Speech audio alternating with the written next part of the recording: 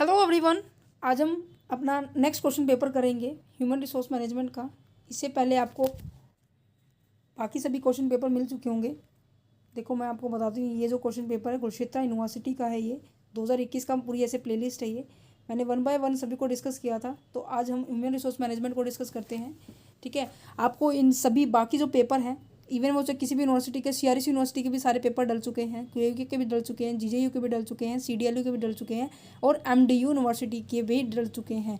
बाकी जो अलग यूनिवर्सिटी है उनके कुछ कुछ क्वेश्चन पेपर डल चुके हैं। तो हमारी पूरी कोशिश रहेगी कि आप बाकी जितनी भी यूनिवर्सिटी है उन सभी के पेपर जल्द ही क्वेश्चन पेपर चैनल पर अपलोड हो जाए, क्योंकि ये जो स्पेशल जो चैनल इसलिए बनाया गया था कि आपको एक ही जगह सारे पेपर आसानी से मिल जाए और डिफरेंट ईयर के मिल जाए।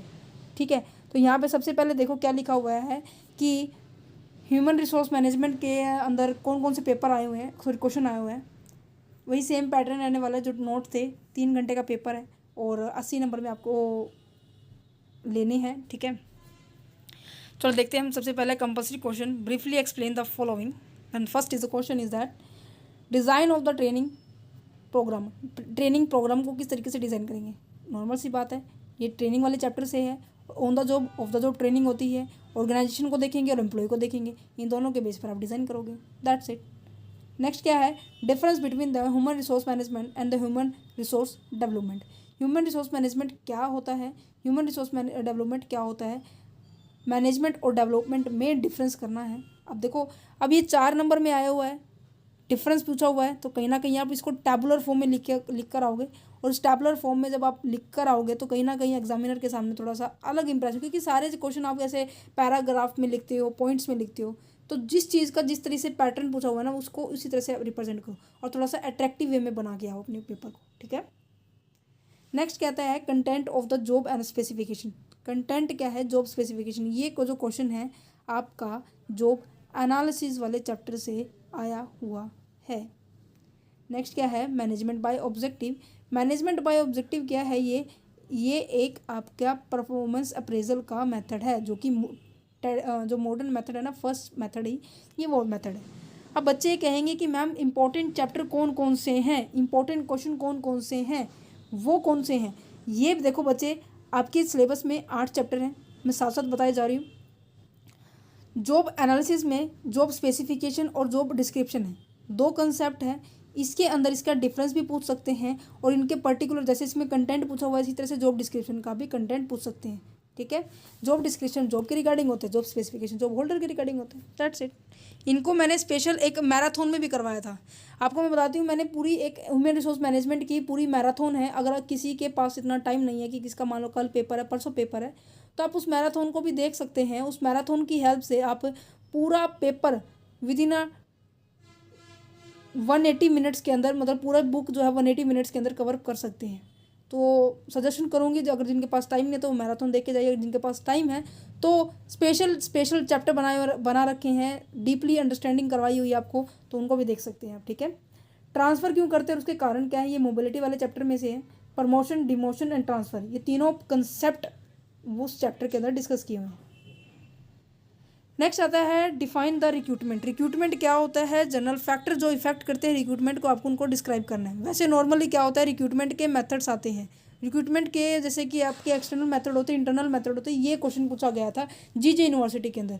केयू के अंदर क्या पूछा हुआ है कि आपके जनरल फैक्टर इफेक्टिंग क्या पूछा है। एमडीयू में भी यही पूछा हुआ था, फैक्टर इफेक्टिंग क्या पूछा हुआ है।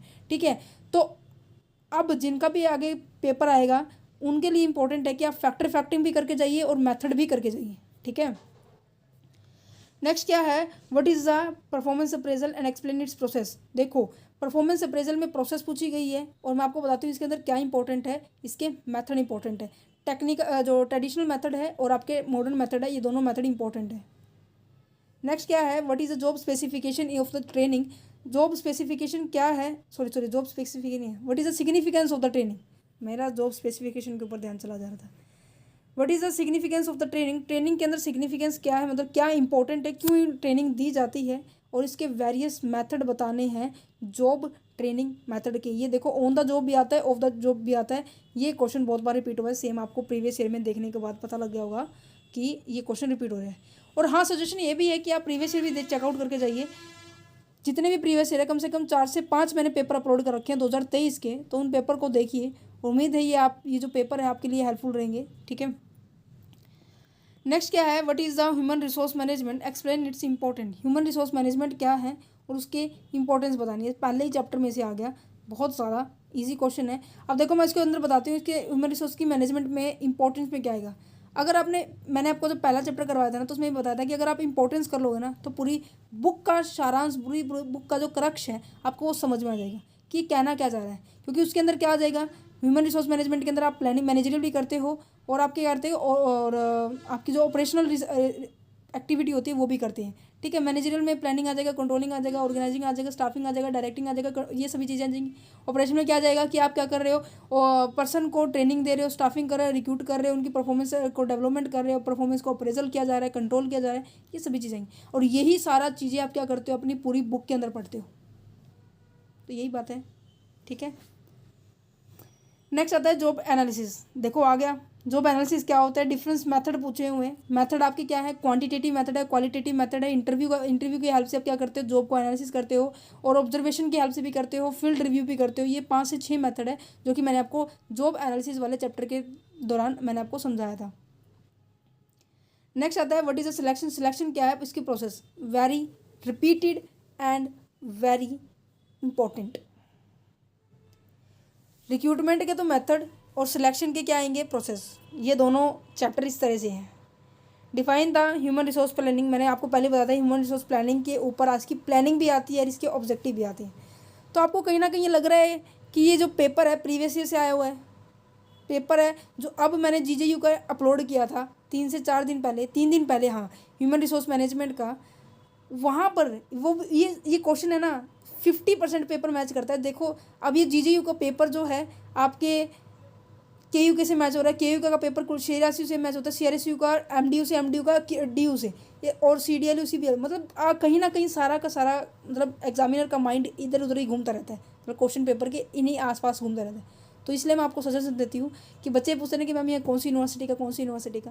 यूनिवर्सिटी मैटर नहीं करती, सिलेबस मैटर करता है। सिलेबस के साथ एग्जामिनर की थिंकिंग मैटर करती है, वो किस तरीके से सोच रहे हैं, आपको उसको समझना है, ठीक है। नेक्स्ट देखो क्या कह रहा है, what are the internal resources of the human internal sources of the recruitment. Internal sources कौन कौन से हैं, देखो रिक्रूटमेंट वाले चैप्टर से 3 क्वेश्चन आ गए बड़े बड़े। मतलब अगर आपने एक चैप्टर भी पूरा किया हुआ ना रिक्रूटमेंट और सिलेक्शन वाला, तो आसानी से पास हो जाओगे बच्चे। मतलब मैं आँख बंद करके कहती हूँ कि सारे बच्चे पास हो जाएंगे अगर आपने अच्छे से 3 से 4 चैप्टर भी अच्छे से किए होंगे। तो रिक्रूटमेंट और सिलेक्शन वाला एक ही चैप्टर, चैप्टर नंबर 4। इसमें से देखो एक क्वेश्चन ये आ गया, एक क्वेश्चन यहाँ पे आ गया सिलेक्शन वाले, एक क्वेश्चन आपका फर्स्ट क्वेश्चन आया था। तो नज़र आ रहा है कितना आसान पेपर आ रहा है ना। तो explain the merit and demerit of the internal sources of the recruitment. Internal जब हम रिसोर्सेज को रिक्रूट करते हैं, मतलब आपके ऑर्गेनाइजेशन के अंदर से रिक्रूट करते हैं, तो उसके मेरिट और डिमेरिट बताने हैं। सो उम्मीद है आपको ये क्वेश्चन पेपर अच्छा लगा होगा, ठीक है। इसके बाद हम नेक्स्ट वीडियो के अंदर पढ़ेंगे डिटेल का, उसके बाद ह्यूमन और बाकी जितने भी चैप्टर हैं इसके अंदर पूरी प्लेलिस्ट है। तो उम्मीद करते हैं सभी बच्चों के लिए ये पेपर बहुत हेल्पफुल होगा। और हाँ एक बात और, जिन भी बच्चों का पेपर हो जाता है प्लीज़ अपने क्वेश्चन पेपर को हमारे साथ शेयर कीजिए, क्योंकि जैसे इन बच्चे ने हमारे पास शेयर किया है वैसे ही आप सभी भी बाकी बच्चों की हेल्प कर सकते हो। तो आप हमारे व्हाट्सएप नंबर से कॉन्टैक्ट कर सकते हो, ईमेल से कॉन्टैक्ट कर सकते हो, ठीक है। Thank you for watching this video, have a nice day. और बिल्कुल जम के तैयार कीजिए, पेपर कैसा आएगा उसकी टेंशन ना लीजिए, पेपर की तैयारी 100% कीजिए, ठीक है। फिर ऑटोमेटिकली आपके अंदर कॉन्फिडेंस भी आएगा, आपका जो लेवल है परफॉर्मेंस करने का वो भी इंक्रीज अप हो जाएगा, ठीक है। ऑल द वेरी बेस्ट, अपने जम की तैयारी कीजिए।